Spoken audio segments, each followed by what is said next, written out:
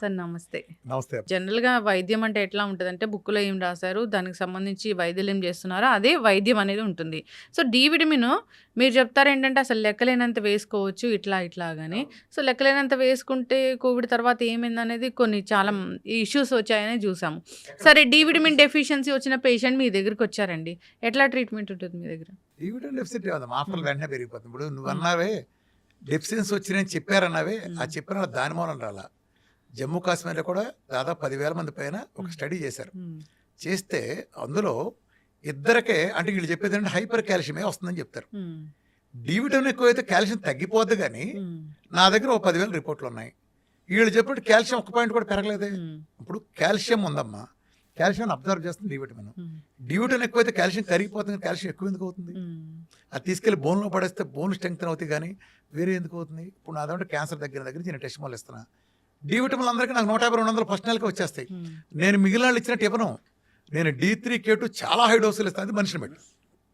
అది రోజుకి 60,000 ఇస్తానా D3K2 కాంబినేషన్లో, అలానే రోజుకి ఇంకా ఇస్తాను. ప్లస్ నేను వాడే కాంబినేషన్ ఏంటంటే D3K, నేను ఒక ఓన్ ఫార్ములా చేసుకున్నాను. D3 20,000, K2 15,000 international units. దాన్ని కోకోనట్ ఆయిల్ని ఎవాపరేట్ చేసిన పౌడర్తో బాండింగ్ చేసుకున్నాను. హ్మ్. అసలు ఒక రహస్యం చెప్పిన నీకు, ప్రపంచంలో చాలామంది, ఒక ఆయన మాట్లాడతా, ఒక టెక్నికల్ పర్సన్, ఒక గ్రేట్ పర్సన్, రామకృష్ణ గారు ఇది K2లు ఇవన్నీ మీరు ఇస్తండి, ఇవన్నీ కాల్షియం ప్లేకులు కరిగిపోతున్నాయంటే హ్మ్. మా లాజిక్ అందట్లేదండి, దీని మీద చాలా పరిశోధనలు ఉన్నాయంటే, మీరు D3 ఎక్కువ ఇచ్చారని దాని మీద కూడా మేము చాలా పరిశోధనలు ఉన్నాయన్నాడు. నేను అప్పుడు మాట అడిగా. ఇది పాయింట్ చాలా ఇంపార్టెంట్ పాయింట్, పబ్లిక్ అందరికీ నీకు చెప్తున్నా ఫస్ట్ టైం. ఎందుకు నీ D3 విఆర్కేకి పనిచేస్తుంది, మిగిలిన వాళ్ళకి పనిచేయట్టు? ఇదే పరిశోధన చాలా మంది చేశారు, నాకంటే ఎక్కువ ఇచ్చేసారు. చెప్పాక 2 లక్షల యూనిట్లు ఇచ్చాను. వాళ్ళకి రాని ఎందుకు వచ్చింది? ఇప్పుడు నీ ఇంట్లో కుక్క ఉందనుకో, హ్మ్. నీ ఇంట్లోకి వచ్చిన సింహాన్ని కూడా ఎదిరి చంపేస్తుంది. నీ ఇంట్లో కుక్క, నీ ఇంట్లోకి సింహం వస్తే దాన్ని వేసేస్తుంది. అది రోడ్డు మీదకి వెళ్ళిందంటే పిల్లని చూస్తే తోక కింద కింద పడి పారిపోతుంది. కుక్కకి స్థానబలం ఎక్కువ. అర్థమైందా? Same analogy. Vitamin D, vitamin K ఏంటది? Fat soluble vitamins. హ్మ్. నువ్వు ఎన్నాళ్ళు చేసిన పరిశోధనలు ఏంటో వాళ్ళంతా గ్లూకోజ్లో చేశారు ఈ పరిశోధనలు అంతా. అంటే అది రోడ్డు మీదకి వెళ్ళిన కుక్క లాంటిది అనుకో. ఇక్కడ నేను ఇచ్చింది ఏంటి? నేను ఫ్యాట్ ఎన్విరాన్మెంట్, నేను ఫుల్ కీటో డైట్, ఫ్యాట్ పెట్టిన కీటో ఎన్విరాన్మెంట్లో ఇచ్చాను. నేను ఫ్యాట్ పెట్టిన, మళ్ళీ తొక్కలో ఎల్సిహెచ్ఓ డైట్లు కాదు, పనికి మాలిన 4 తీసుకున్నా కూడా పని రాని ఎల్సిహెచ్ఓ డైట్లో కాదు. దాని మీద స్టడీలు కూడా పనికి మాలి ఉన్నాయి, అవి పనికిరావు. ఫుల్ ఫ్యాట్, నీ టోటల్ బిఎంఆర్లో 40-50% ఫుల్లీ సాచురేటెడ్ ఫ్యాట్ ఇచ్చిన ఒకే ప్రపంచం నా డైట్ ద్వారా చేసినప్పుడు ఏమవుతుంది? ఫ్యాట్ ఎన్విరాన్మెంట్లో ఉన్నా. ఫ్యాట్ ఎన్విరాన్మెంట్లో విటమిన్ డి, విటమిన్ కే లాంటి ఫ్యాట్ సాల్బులేటర్స్ రెచ్చిపోతాయి. అందుకని నాకు అని ఫలితాలు వస్తున్నాయి. ఎవరైనా కాల్షియం ప్లేకులు కరిగించగలుగుతున్నాను. హార్ట్ రేట్ వస్తే మీకు 48 ఉండేది 68కి వెళ్ళినా, స్లీప్ యాప్నియాలు పోయినా, ఇన్ని మిరకల్స్ జరుగుతున్నాయి. అంటే ఎందుకు జరుగుతున్నాయి? నేను డి విటమిన్ షుగర్లు HbA1c 15-16 ఉంటాయి, నెలలోనే 4-5కి వచ్చేస్తున్నాయి. నేనే ఒకప్పుడు 3 నెలలోనే ఆ రిజల్ట్ చూస్తే నాకే మతిపోతుంది. రొమటైడ్ ఆర్థరైటిస్ కానీ ఇంతమంది కాళ్ళు నొప్పులు పోతున్నాయి అంటున్నారు. SLEలు, జాగ్రత్త సిండ్రోమ్లు, MCTDలు, షార్ప్ సిండ్రోమ్లు, మయోసైటిస్లు, ఇవన్నీ ఎలా వెళ్ళిపోతున్నాయి? చిటికేసినట్టు తగ్గిపోతుంది. ఏ ప్రొఫైల్ నా దగ్గర రివర్స్ అవ్వని కేసు లేదు. ఆ టైం వాళ్ళు చేసే విధానాన్ని బట్టి నిలబట్టే చాలా 90% ఉంటాయి, 10% సంవత్సరం కూడా పట్టచ్చు. డిపెండ్స్ వాళ్ళు చేసే విధానాన్ని బట్టి. ఇప్పుడు డి విటమిన్ బాగుంటే విటమిన్ అది ఇమ్యూనిటీ బాగుంటుంది, జబ్బులు రాకుండా ఉంటాయి. అసలు ఇది చూసాం కదా ప్రాక్టికల్గా, వీళ్ళు ఎంతమంది చంపేస్తారు, యూరోప్కి ఎట్లా వచ్చిందో. హ్మ్. డి విటమిన్ ఉంటే ఏ రోగాలు రావమ్మా? హ్మ్. ఫ్యాటీ లెవెల్ దగ్గర నుంచి గ్రేడ్ 3 ఉండే దెబ్బ 0 అవుతాయి, కిడ్నీ సైజులు పెరుగుతాయి. హ్మ్. కిడ్నీ సైజు మిల్లీమీటర్ పెరగదంటారు, నా దగ్గర 2 సెంటీమీటర్ 3 సెంటీమీటర్ అందరికీ పెరుగుతాయి వేసిన ప్రతి అడిగి. ఎవరినైనా పంపించారు 4-5 ఉండే కిడ్నీలను పంపించి. ఎందుకు పెరుగుతున్నాయి? అసలు నేను ఇప్పుడు ఇన్సులిన్ టైప్ 1లో ప్యాంక్రాస్ డెడ్ కదా, సురేసిస్లని నాకు నెలలో దగ్గర మిరకల్స్ చూస్తున్నావు కదా. 20 ఏళ్ళు 30 ఏళ్ళ నుంచి లేదా 40-50 ఏళ్ళ నుంచి ఉన్న క్రానిక్ ఒళ్ళంతా కుళ్ళిపోయి భార్య కూడా విడాకులు ఇద్దాం అనుకున్న వాళ్ళందరినీ కొత్త చర్మం వచ్చేట్టు చేయగలుగుతున్నాను కదా. గ్యాంగ్రీన్లో కాళ్ళు తీయాలన్న గుంటలు పడిపోయినాయి, నల్లగా బొగ్గుల మాండి తగ్గుతున్నాయి కదా. ఎలా జరుగుతుంది? స్టెమ్ సెల్ థెరపీ జరుగుతుంది. క్యాన్సర్ నేను ఒక అతను చూసావు, పెనిస్ క్యాన్సర్. అతనికి వస్తే పెనిస్ తీసేద్దాం అన్నారు, కీమో రేడియేషన్ కొడతాం, లైఫ్ కూడా లేదని చెప్పారు. పారాసెటమాల్ బిళ్ళవాళ్ళ 6 నెలల పెట్ స్కాన్ 0 అయిపోయింది. ఎక్కడికి వెళ్ళింది సర్జరీ? ఎక్కడికి వెళ్ళి కీమో రేడియేషన్లు? మరి నాకెట్టా వచ్చింది రిపోర్టు? ఇప్పుడు మీ దానికి వచ్చేది సిమ్టమ్, ట్యూమర్ని తగ్గించడం, క్యాన్సర్ని తగ్గించడం కాదు, కట్ చేస్తే రాదు. నేను ఏమి పెట్టకుండా చేశానంటే నాది ఖచ్చితంగా ఏంటి, నా దాని సైన్స్ ఎక్స్ప్లెయిన్ చేయండి. ఇప్పుడు ఎవరో ఒక ఎల్సీఎఫ్ వచ్చిన ప్రచారం చేసే ఒక డాక్టరు అజ్ఞానంగా వేరే డాక్టర్లు అడిగితే అజ్ఞానంగా రామకృష్ణ టైప్ 1లో C-పెప్టైడ్లు అంటాడు, గాడి తగ్గించాలన్నాడు. 5 నిమిషాలు పెట్టే టెస్ట్ మరి 10 లోపు ఉండాలి గాడి 65. ఒక కుర్రాడికి 2000+ ఉంది, 10 లోపు ఉండాల్సింది 2000+. అంటే టైప్ 1 అని క్లియర్ ఇండికేషన్. ఒకటికి వచ్చింది 1.07కి. ఇంకేం కావాలి? ఏం కావాలి అంటే టైప్ 1 అందరికీ తగ్గుతుంది నేను చెప్పను. అందరూ 2 రకాలు ఉంటాయి. 70% మంది రెగ్యులర్ టైప్ 1 ఉంటారు, వీళ్ళకి చక్కగా తగ్గిపోతుంది. ఒక 30% మంది డీకే అని ఉంటుంది, వీళ్ళకి 3 నెలలు పట్టేవాళ్ళు ఉంటారు, 6 నెలలు పట్టేవాళ్ళు ఉంటారు, సంవత్సరం పట్టేవాళ్ళు ఉంటారు, 2 ఏళ్ళు 3 ఏళ్ళు పట్టేవాళ్ళు కూడా ఉంటారు. ఈలోపు మ్యాక్సిమం వాళ్ళకి ఇన్సులిన్ చేయాల్సిన అవసరం పెద్దగా రాదు. వాళ్ళకి అది వేరే. వాళ్ళు ఏం చేస్తారంటే వాళ్ళలో కూడా కొంతమంది అతి తెలివితేటలు చూపించి వాళ్ళు ముందుగానే చెప్తాం, మీకు డీకే అనేది నాకు తెలియదు మీకు తెలియదు, ఇది అందరం ఇది ఒక ప్రయోగం, ఇది కాకపోతే నువ్వు బయటికి ఇన్సులిన్ చేసుకుంటే మార్గం ఏంటి? ఒక చిన్నపిల్లడు వచ్చాడు మీ దగ్గరికి, చచ్చిపోయేవరకు ఇన్సులిన్ చేయమని నువ్వు చెబుతున్నావు, తొక్కల సొల్యూషన్ ఇదా సొల్యూషన్ అంటే? ఒక క్రియాటిన్ 17-18 నీ దగ్గరికి వచ్చాడు, డయాలసిస్ పంపంటున్నావు, ఇదా నువ్వు వచ్చే సొల్యూషను? ఆ డయాలసిస్కి వెళ్తే బయటకు వస్తాడు ఎవడన్నా? డయాలసిస్ అంటే పాడెక్కడమే కదా, ఆడ జీవోత్సవం చేయటమే కదా, ఎందుకంత ఆత్రం చూపిస్తున్నావు? అదే సొల్యూషన్ నువ్వు ఎందుకు చెప్తున్నావు? రోజు వెళ్ళి మన ఒంట్లో రక్తం అంతా మిషన్లోకి తోడి చేతులు ఇంత నరాలు ఇంత వాస్తాయి, నరకం చూస్తారు, చెయ్యి ఇలా పెట్టు కూర్చోవాలి. వాళ్ళ ఫ్యామిలీ మెంబర్ల దగ్గర నుంచి లక్షల ఖర్చు నెల తిరిగేటప్పటికి, ఇలా చచ్చిపోయే వరకు. కొన్ని పరిష్కారం ఉందా? ఏంటి చచ్చే వరకు మందులేంటి? థైరాయిడ్ వస్తే చచ్చే వరకు. నిన్న 4 కేసులు 30 ఏళ్ల పై నుంచి థైరాయిడ్ అమ్మ, ఒక్క నెల డైట్ థైరాయిడ్ ఎగిరిపోయింది. 4 నెలలు అయింది బ్రహ్మాండంగా 2.7, ఏ మందు లేదు.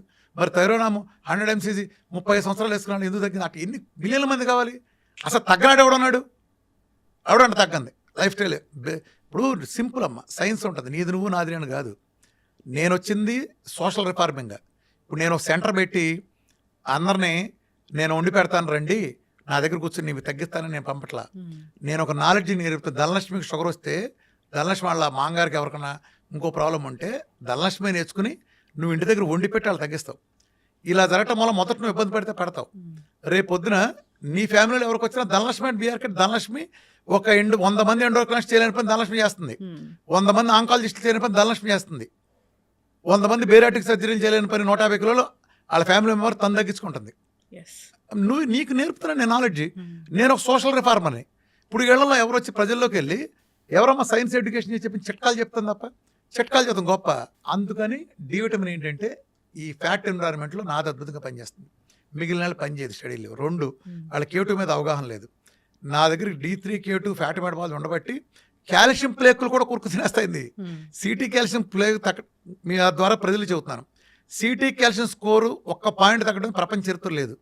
నాదంటే సిటీ కాల్షియం స్కోర్లు చాలా బాగా తగ్గుతున్నాయి, 0 అవుతున్నాయి, 5,000 2 నెలల్లోనే తగ్గుతున్నాయి. ఏఫ్లు పెరిగి మన హార్ట్ రేట్లు పెరిగి ట్రైగ్లైస్ 4,000 5,000 ఉండే తగ్గి నార్మల్కి వచ్చేసి ఇన్ని తగ్గుతున్నాయి అంటే ఇంత షుగర్ పోయి బీపీ పోయి గుండెకి రిస్క్లే కదా, మందులు వేసుక పరిస్థితులు పోయి ఉపకాయం 150 కిలోలైనా తగ్గలిగే కెపాసిటీ ఛాన్స్ కలిగింది ఎవరు? మీరు, నేను కాదు. వీఆర్కే డేట్ నాది కాదు. నా దగ్గర ఏ సీక్రెట్ లేదు, కొత్తది నేను చెప్పను. ఒక తేడా ఏంటంటే రామకృష్ణ వెళ్తున్నాను నేను కూర్చొని చేసేది ఏంటంటే మామూలు ఒబేసిటీ బీపీ లాంటి ఎవడైనా చేయొచ్చు. ఏంటి నా దగ్గర ఎందుకు రావటం? మీరు ఆ గ్రూపులో చేయాలంటే నా వీడియోలు ఉన్నాయి, చేయండి. క్యాన్సర్లో డయాలసిస్కి వెళ్ళేవాళ్ళు, టైప్ 1లో ఆటోమేలకు కూడా నేను దీనికి మళ్ళీ ఒక ఆమ్లెట్ వేసుకుంటే చాలా మంది సన్నాసి ఇది కూడా తెలియ పిచ్చివాడు అవుతూ ఉంటారు. ఆ మోడల్ వేరు, ఇది వేరు. నువ్వు ఒక చిన్న ఎక్కడ రావటానికి నువ్వు మీ ఇంట్లో కుటుంబంలో పెళ్ళికి వెళ్ళటానికి నువ్వు సినిమాకి వెళ్ళటానికి ఒకే రకంగా డ్రెస్ వేసుకెళ్తావా? ఒకే ప్రోటోకాల్ వెళ్తావా? వెళ్ళవు కదా. ఫ్యామిలీ మెంబర్ దగ్గర పొట్టు చీరలు అన్ని నగలన్నీ పెట్టుకెళ్తావు కదా. షాపింగ్ వెళ్తే అట్ట వెళ్ళవుగా. 2 చోట్ల ఒకే రకంగా మెయింటైన్ చేయనట్టే జాబుల్లో కూడా తేడాలు ఉంటాయి.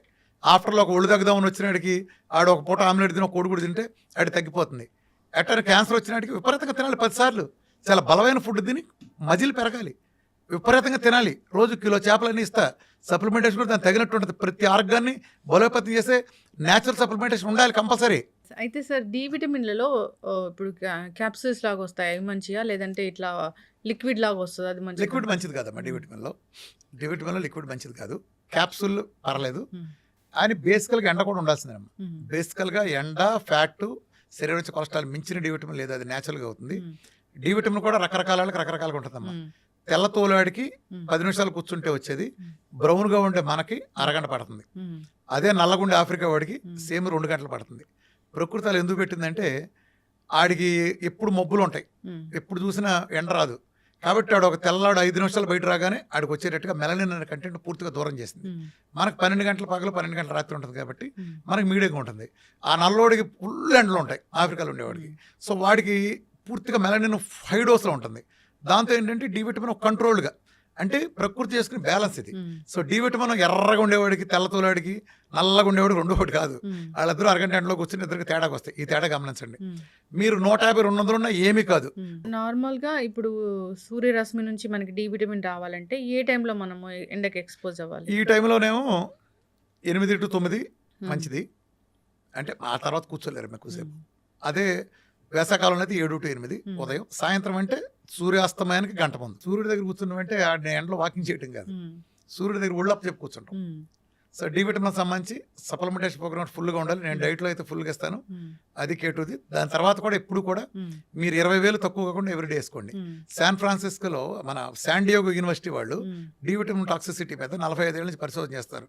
వాళ్ళు ఇంతవరకు ప్రపంచంలో డి విటమిన్ టాక్సిసిటీ వచ్చిన ఒక్కడు కూడా చూడాల. వాళ్ళు ఇంకా ఇచ్చిన స్టేట్మెంట్ ఏంటంటే, అమెరికాలో చెప్పిన 600 ఇంటర్నేషనల్ యూనిట్స్ ముక్కు కాదు కదా, దీనికి కూడా చాలు. ఏనుకో కందిపప్పు గింజ ఇచ్చి ఈ రోజంతా ఇదే ఆహారం పండగ చేసుకున్నట్టు ఉంటుంది. అట్లనే వాళ్ళు రికమెండ్ చేసింది రోజుకి 40,000 ఇంటర్నేషనల్ యూనిట్స్ రికమెండ్ చేశారు శాన్ డియోగో యూనివర్సిటీ వాళ్ళు. 45 ఏళ్ళ నుంచి డి విటమిన్ పరిశోధన చేస్తున్న వాళ్ళు ఇచ్చిన రికమెండేషన్. సో వీళ్ళు 600 పెట్టారంటే దాన్ని అంతకుముందు మరీ ఇంకా తక్కువ ఉండేది, దాని ఏదో కొంచెం అప్డేట్ చేశారు. 600 అంటే యావరేజ్గా, కొంతమందికి 800 ఉంటుంది, కొంతమంది 300 ఉంటుంది. నేను చెప్పేది ఆన్ యావరేజ్. అర్థమైందమ్మా?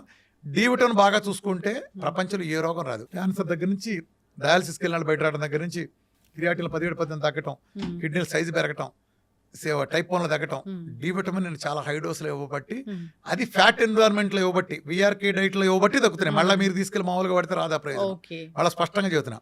అట్లానే కొన్ని విటమిన్లు శరీరం అబ్జర్వ్ చేసుకోవాలంటే కొన్ని విధానాలు పాటించాలి. ఇది ఒక గొప్ప సీక్రెట్, గుర్తుపెట్టుకోండి. న్యూట్రిషన్లో ఒక అద్భుతమైన సైన్స్ ఏంటి తెలుసా? నువ్వు ఇప్పుడు ఒక స్టాండర్డ్ ఉండాలి. నువ్వు పెద్ద సినిమా వేయాలంటే 70 టీవీలో చూస్తే నీకు అది ఆనందం. దానికి తగిన పెద్ద థియేటర్, ఐమాక్స్ లాంటి థియేటర్ ఉండాలి.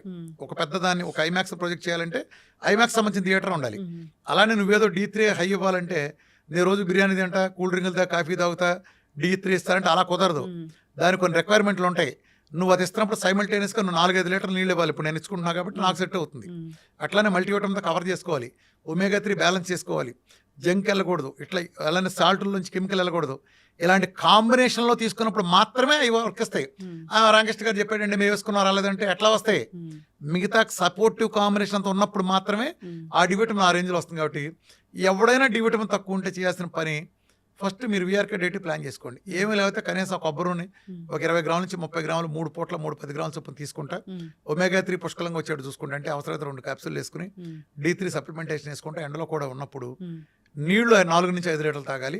నిద్ర 6 నుంచి 7 గంటలు పోతే నెయ్యి బాగా వేసుకునే వాడికి ఏ జబ్బు రావు. మరి ఇప్పుడు డి విటమిన్ మాకు జనరల్గా ప్రిస్క్రైబ్ చేసినప్పుడు మేము వేసుకుంటున్నప్పుడు చేసే తప్పులు ఏంటి అసలు? వీళ్ళు ఇచ్చే డోస్ అమ్మా, వీళ్ళు ఒక 6,000 ఇచ్చి వారం పండగ చేసుకుంటారు. ముక్కులో కూడా చాలదు. 6,000 ఒక పూటకు చాలదు. ఇది రోగాలు ఉన్నాడికి. అన్నీ నువ్వు సెట్ అయ్యి 90-100 పెట్టుకున్నాక పోనీ నీ లెక్క ప్రకారం చూసుకుందాం అమ్మా. ఫర్ ఎగ్జాంపుల్ ఈ చెప్పే సోకాల్ డాక్టర్ లెక్కలో చూస్తే మ్యాక్స్ 20-30 ఉంటాయి ఎవరికైనా. ఏది బాగా ఉందనుకుంటాడు 30 పాస్ మార్కులుగా సంతోషపడతాడు. ఇప్పుడు నువ్వు ఉన్నావు అమ్మా, ఎగ్జామ్ రాసావు, 35 వస్తే సంతోషపడతావు. 100 రాకూడదు నీకు? 99 వస్తే నీకు అభ్యంతరమా? డి విటమిన్ కూడా 100 ఉండొచ్చుగా. నీ వల్ల విత్ ఇన్ టాక్సిసిటీలో ఉంటే తప్పేంటి నీకు? ఒకవేళ ఆడు నువ్వు అది నమ్మితే సంగతి చెబుతాను. మరి 100 ఎందుకు రానిట్లే? మీరు ఎవడకుందండి 100? ఎలాంటి ఆహారాలు తీసుకోవాలి అసలు డి విటమిన్ కోసం? ఫ్యాట్ నువ్వు ఆహారంలో ఫ్యాట్, ముఖ్యంగా సాచురేటెడ్ ఫ్యాట్, కోకోనట్ ఆయిల్, ఒంట్లో చేసుకున్న గీ లాంటివి, కానీ ఒరిజినల్ పామ్ ఆయిల్ అది దొరకదులే మనకి. ఇలాంటివి తీసుకుంటే అది మనకి ఫుడ్ డైటరీ కొలెస్ట్రాల్ కింద సూర్యుడితో యూవీ రేస్తో కలిపి మనకి డి విటమిన్ తయారవుతుంది. సార్, డి విటమిన్ గురించి ఇంకా నాకు చాలా డౌట్సే ఉన్నాయి. అసలు ఏం జబ్బులు తగ్గిస్తుంది, ఎట్లా దీన్ని ఇంకా తీసుకోవాలి అనే దాని గురించి సిరీస్ కంటిన్యూ చేద్దాము. ఎందుకు నాకు సఫిషియెంట్గా చేసినట్లు అనిపించట్లేదు. సిరీస్ అనేది కంటిన్యూ చేద్దాము. సో డి విటమిన్ అనేది ఒక విటమిన్ కాదు, ఇంకా మీరు దానికి ఏదో పేరు పెట్టారు, హార్మోన్ అని. సో అట్లాగే దాన్ని నార్మల్గా అబ్జార్ప్షన్ అయ్యేలాగా తీసుకోవాలని కోరుకున్నామండి. సో సూర్యరశ్మికి ఎక్స్పోజ్ అవ్వాలి. జనరల్గా మీరు అన్నట్లుగా రకరకాల ఆహార పదార్థాలు తీసుకోవాలి. మష్రూమ్స్లో కూడా డి విటమిన్ ఉంటుందని చెప్తూ ఉంటారు. తక్కువ ఫుడ్ ద్వారా డి విటమిన్ తక్కువ. ఓన్లీ ఫ్యాట్ లో ఉండే కొన్నిట్లో వస్తుంది తప్ప ఫ్యాట్ కి సూర్యరశ్మి కలిస్తే వస్తుంది తీసుకున్న ఫ్యాట్ కి. అంతేగాని మష్రూమ్స్ అంటే డి విటమిన్ కాదు. అవి ఉండే ఉన్న అబ్జర్ప్షన్ జరగసరికి. ఓన్లీ డి విటమిన్ కి ఎండ, natural supplements. So D vitamin మనకు కరెక్ట్‌గా ఉంటే, సఫిషియెంట్‌గా ఉంటే జబ్బులనేవి రాకుండా ఉంటాయి. అసలు మీరు కరోనాలో బతికిందంతా ఎండలో తిరిగే వాళ్ళంతా అందుకే అవును. బతికింది. అవును. అంతే. యెస్. లంగ్ ఇన్ఫెక్షన్‌లు రావు. హ్మ్. ఊపిరితిత్తుల సమస్య ఉంటుంది. ఎండలో కూర్చో పొద్దున్నే హ్మ్. యాడికి ఎరగదీసేస్తుంది అంతే. యెస్. ఏసీలో ఉండకూడదు ఆళ్ళు. ఎండ దేవుడు. దేవుడంటే ఎండ, నీళ్లు, నిద్ర ఇయే దేవుళ్ళంటే. హ్మ్. అదే. చాలా చక్కటి information. Thank you so much. Right అమ్మా.